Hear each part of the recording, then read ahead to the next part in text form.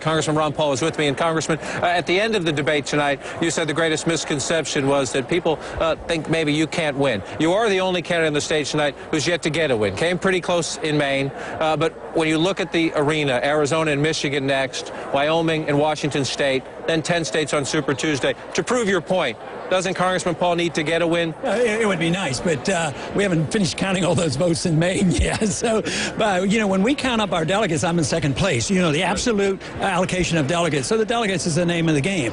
But I can expand on this whole thing about the polling. When I'm polled against the Democrats and the independents, I do better than the rest. So, the Republican Party claims they want somebody to win. And, of course, you understand why I have appeal to somebody outside the Republican Party, because the foreign policy is different. I have concern about civil liberties, and I'm a fiscal conservative. So I have a broad base of appeal. So that sort of goes by the way, and of course I have to fight to get that message out. What was your sense tonight, from your perspective, of the most interesting or the most significant policy disagreement or confrontation or discussion? Well, I think the most disagreement that's clear-cut is probably what you were able to point out.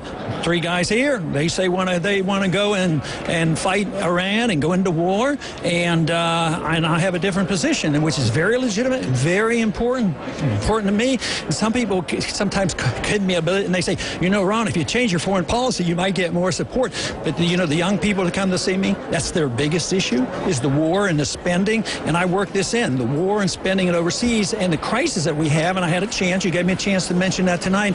I think that is key, but it definitely is a different policy.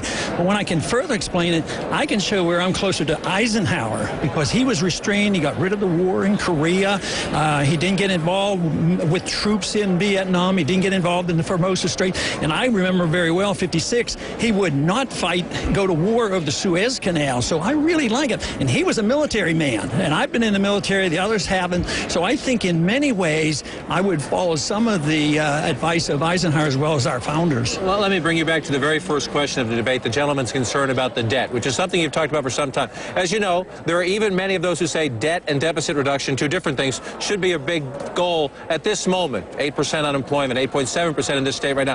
Do many say at this moment, though, take it easy and go more slowly, because if you pull too much money back, you might hurt the economy too much. You say cut $1 trillion in your first year. Do you worry that could have a negative economic impact? No, because it's a myth to say that if the government doesn't spend the money, it won't get spent. We're just talking about who should spend the money. When government spends the money, they make malinvestment and they take care of their friends.